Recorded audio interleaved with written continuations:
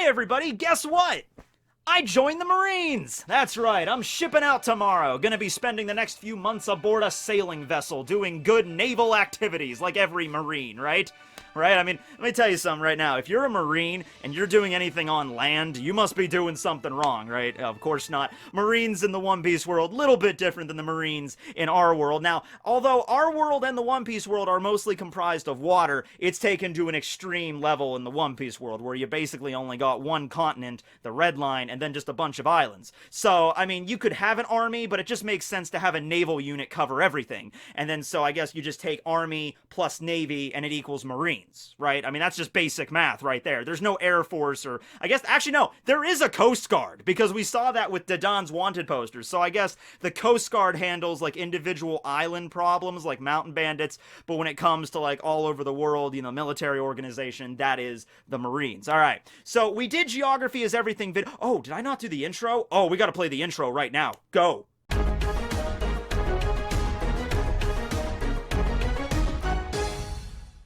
Okay, good. Felt my heart aflutter there. If we don't play the intro within the first few minutes, I'm liable to have a heart attack. That's not good. All right, but we took care of it. All right, so in previous installments, we took a look at Enies Lobby and Impel Down as kind of part of the Trinity or the Triforce of the government-run locales. Let's finish it off with Marineford today. Now, Marineford is not as interesting as those other two. I mean, it doesn't take references from the Buddhist underworld or Dante's Inferno like Impel Down with the different levels of hell, and it doesn't have a giant F-off hole that makes you just confused of how that exists in the middle of it like Enies Lobby.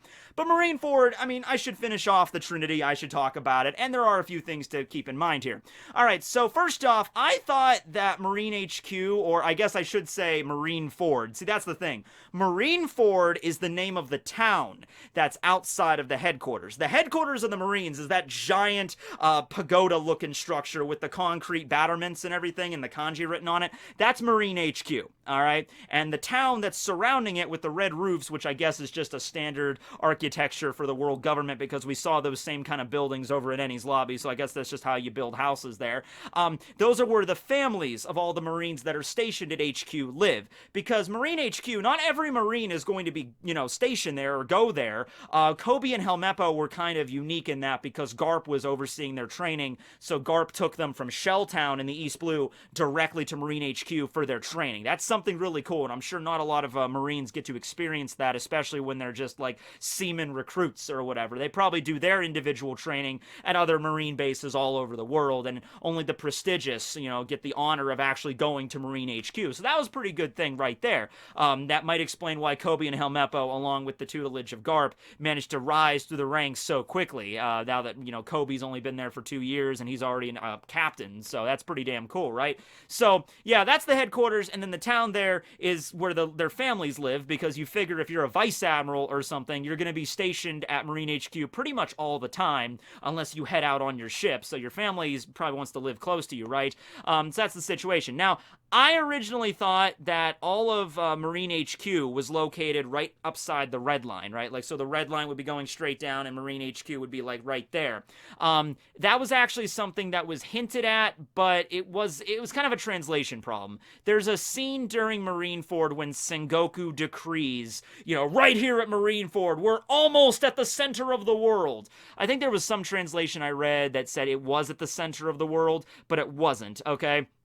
So, for this to make sense, really, what happens is, Marine HQ is really close to the edge of the Red Line, but you can't really see the Red Line from Marine HQ, so it's a little bit further off. It's basically just an island, okay? So it's like Enies Lobby in that respect, except without the giant hole, right? It's just an island floating there, and then behind Marineford, if you go just a little bit further on, you will hit the Red Line where the Red Port is. I would not be surprised if there was some type of security measure, though. Maybe not something as big as the Gates of Justice, because we've only seen 3 of those, and I think it was implied, yeah, there were only 3 Gates of Justice to make that tub current, but there might be like a miniature Gate of Justice, something to prevent people from just, you know, here's Marineford, here's the Red Port. You don't want people just like, you know, skirting, like, I'm a pirate, I'm just gonna skirt around Marineford and hit the Red Port right here, because the Red Port is an extremely viable location, because it's the only way to get up on top of the Red Line to visit Marijois. So I can imagine a lot of pirates have probably gotten the idea over the years, hey man, let's just attack the Red Port, let's commandeer a freaking gondola, which is a bubble gondola, see what you're doing, and then get to the top, and then we can invade Marijois. So that's like the only place you can really invade it from. I mean, you could be a badass like Fisher Tiger and try to scale the thing, but really the only viable option to get up to Marijois is to use the Red Port. So I'm sure a lot of pirates over the years have tried to take it.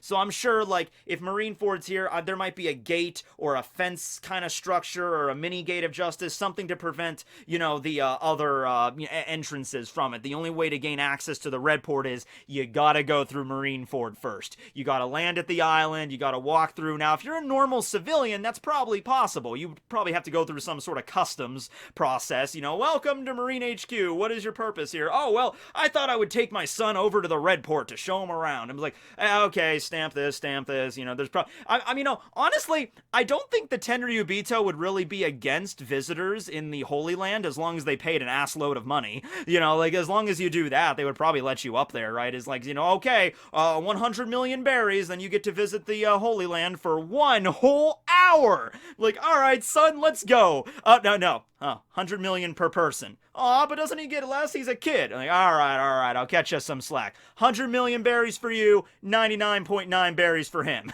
All right, that would, honestly, I'm not even exaggerating. If there was going to be a price to visit the Holy Land just for tourism, take some pictures, it would probably be that much, if not more, considering it's the Tenryubito we're talking about here. It would be very restricted as well. But we'll save that for the Marijois Geography is Everything video, okay? So, yeah, it's just an island, which makes a lot more sense when Whitebeard showed up and started breaking the crap out of it and the whole thing was tilted. So, the whole structure of Marineford has really been upset and damaged ever since the whole war incident. I wouldn't be surprised if they had to just ditch that island and make a new Marineford somewhere else. But no, it's still there. It's no longer Marineford. They changed it over to G1, but it is still located in the same location. But I'm assuming the island might be a little smaller now, considering all the seismic activity that Whitebeard pulled off. So yeah, might be another good reason why you would have changed Marine HQ from the other side of the Red Line to where the new world is. For those reasons, right? It might still sink, who knows, right? So, let's talk about that really briefly. Okay, so it was Marine HQ, but then the situation happened with Marineford. Akainu took over after his fight with Aokiji, and then it's like, alright, I'm gonna move Marine HQ over to the other side of the Red Line, which is where G1 was. The Gs are the names of the marine bases that are located in the Grand Line. I'm just assuming G stands for Grand Line. So, G1 base used to be located at the beginning of the New World. G5 is located also in the New World. That's the place that Smoker and Virgo headed up. There's also G8, which was an anime-only thing, but I'm assuming Oda had a play and actually like, okay, if you're going to do this filler arc, it has to be called G8. That is the name of the Marine base. And that was located in the first half of the Grand Line. So I'm assuming, I don't know how many G bases they're going to be, but they're pretty big bases. They're like, not as big as Marine HQ, obviously, but a lot bigger than the tiny little outposts we've seen at like Shelltown, or the one that Nezumi used, the ratty captain that was like in league with Arlong. They had marine bases, but they were a lot smaller than that. The Gs are a lot bigger by comparison. So I'm just going to go off on a limb here and say that there are 10 Gs. That's a lot of Gs, but there are 10 Gs located in the Grand Line. 5 of them in Paradise, 5 of them in the New World, plus Marine HQ, which used to be located in Paradise, but now it's located in the New World, right? So I'm assuming Gs 1 through 5, New World, Gs, 6 through 10 are in Paradise until the flip occurred, and then Akainu kind of messed up the whole numbering scheme, or maybe he changed it, I don't know.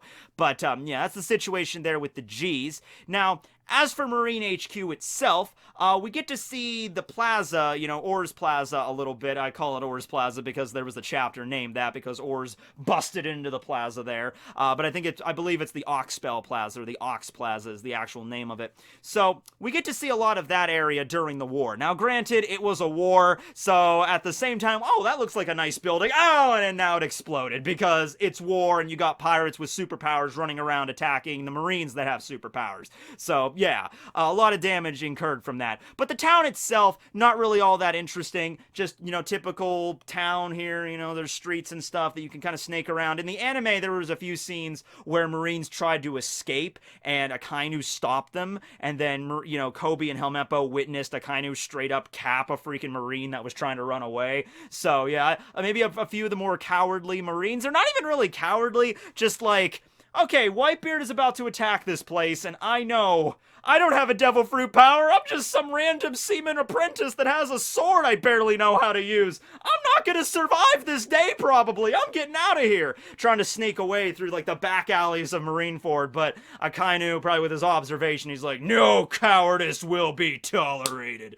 Alright, so what? Does he get, like, a slap on the wrist? Maybe he gets court-martialed or something. Burn to death! I'm like, okay, alright, fine. That's the freaking price you pay for not wanting to deal with Whitebeard. You get a magma death by Akainu. Alright, well, if you were faced with that ultimatum, which would you go with? Comment below!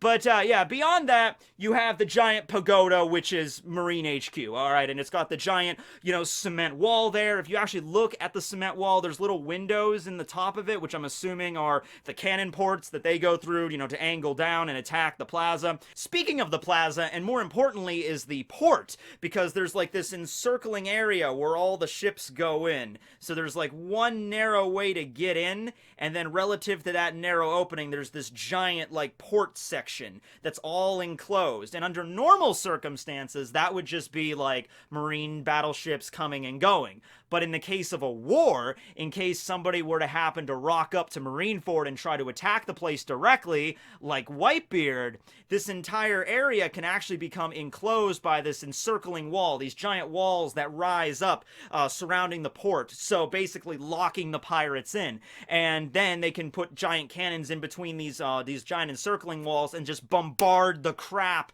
out of this, the coastline and the port, annihilating any enemy ships that might have gotten in, because once they get in, you can also enclose it so they can't get back out again. So these walls are, like, hidden under normal circumstances, so not a lot of people know about them. But it was a good plan. Unfortunately, because of Ors, it didn't work, because he was so massive, he collapsed. The encircling wall actually got all gunked up by his blood and stuff, and of course, he's so heavy, it couldn't lift him up. So that's how the pirates managed to get into the actual plaza. But under normal circumstances, that would have been a really difficult thing to break. Even Whitebeard himself tried it, and it wouldn't work. He tried to use his quake attacks to bust the wall, and he dented it pretty good, but it wouldn't buckle. Now, my question is, why didn't he just try it again? Because, he did one of his quake punches, like, boom, and it just, oh no, Whitebeard couldn't even break the wall. They're impenetrable. And, like, Whitebeard's like, nah, hold on a second. Bam! Bam! Bam! I'm thinking after about four Guraguras, maybe 5 Guraguras, that wall would be just a pile of scrap metal. But hey, Whitebeard was rather old, so maybe you could throw that in there, but not really, because he was busting out the quake bubble shit over and over again when he was fighting against all the admirals and everybody. So I don't know why he couldn't just, hold on guys, I'm not done yet. Bam! I don't know why he couldn't just keep it up. The walls would eventually broke, but you had the opening that Ors made, so just go utilize that, right? So in the plaza itself, just a wide open area, which makes it great for a battle. So we got to see a lot of that. After the war, it's the Belle Plaza. I don't know if it's the same plaza we got to see that they fought on, but there is a place called the Belle Plaza if it's something completely different, if it's located somewhere else in town. And that's, of course, where the Belle is located.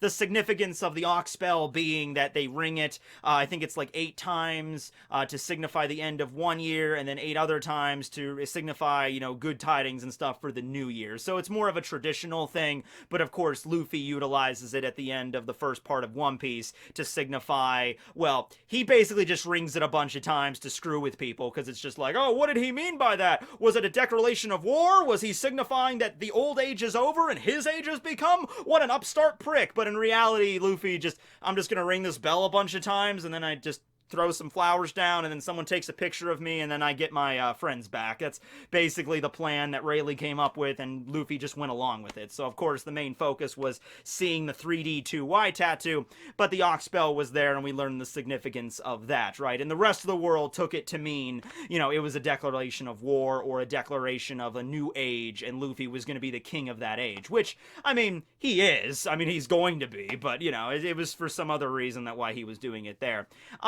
As for the inside of Marine HQ, we see that from time to time. There's like a garden area that's very peaceful and Japanesey.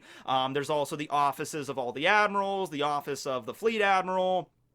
I don't know if this is where Kong's office is located, because Kong is the world government commander-in-chief. He's like the mediator between the Marines, the Cypher Pole, the warlords, and the upper crust, like at Marijois, like the Gorosei and everybody. He's kind of the mediator between them. So I'm assuming that if Kong was going to have an office, it would be located in Marijois, but we see Sengoku meeting him there, so it might possibly also be in Marineford, but I think dollars to donuts, that's located up in Marijois.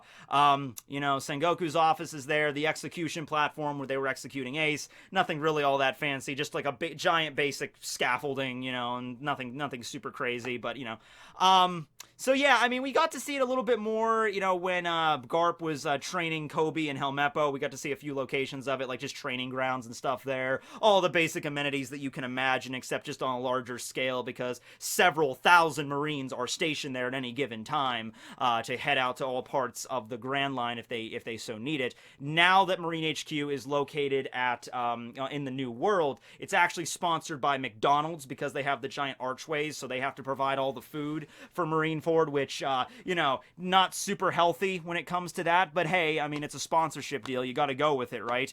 Speaking of, do you guys want to try delicious Great Value brand water? Oh yeah, it's great. It's the only water I personally drink. Great Value brand water.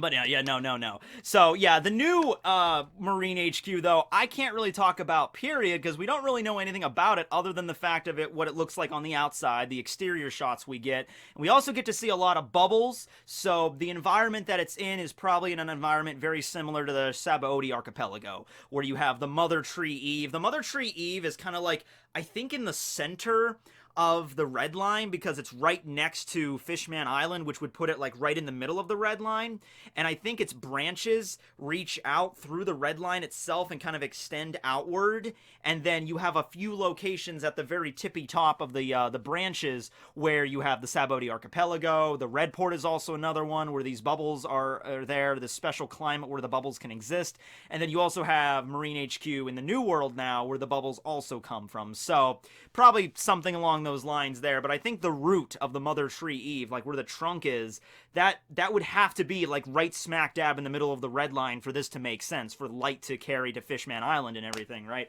So there's that. Beyond that, I don't really think there's anything else to really talk about Marineford. I don't want to stretch it out longer than it's necessary, but considering I did one for Enies Lobby and for Impel Down, I had to talk about this as well. But what is your favorite location that we got to see at Marineford during the war? You know, what do you think the new HQ would have that the old one didn't? And what do you think about, because right now it's kind of messed up, because in Paradise you had this really convenient tub current, right? You had Enies Lobby, where pirates are fairly and justly judged, yeah, and then you had Impel Down, which is where they serve their sentence justly, and then you had Marine HQ, which is where the baddest of the bad, like Ace, would get executed straight away.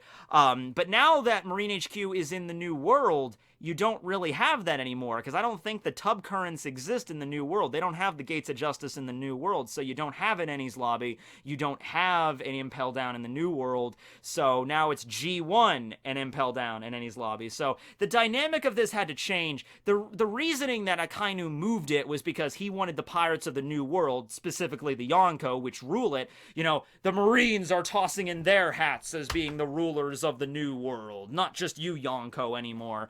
but it kind of probably messed up their structure a little bit because he did that, because he moved probably a bunch of personnel to the other side of the Grand Line now. So I'm thinking actually piracy in Paradise might actually have an uptick right now because Marine HQ is not there anymore. You know, Akainu and everybody's more concerned about the New World. Paradise might become much less of a paradise. You know, a lot of more pirates. Like, oh, the Marines aren't here as much anymore, so let's just go crazy. That's something I could see actually Oda referencing, and maybe that's one of the reasons why, was it actually, I think it was. I think that chapter with the Revolutionary Army, we see the commanders and everybody, like Morley and Bello Betty and everything, that actually occurred in Paradise, I believe, because that was on the same island that Ace visited on his Blackbeard search. So yeah, that was Paradise. We saw Pinkbeard attacking that island and stuff, and the Marines weren't there to quell it. It was the Revolutionaries. So the Revolutionaries might have to be picking up the slack for what happened there. Like, oh, the Marines aren't in Paradise much anymore, so the Revolutionaries have to pull double time to make sure all these islands are safe.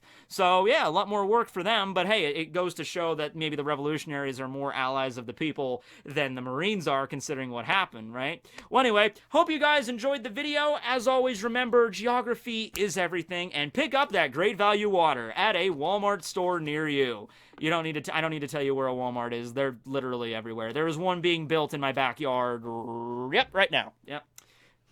Signing out, everybody.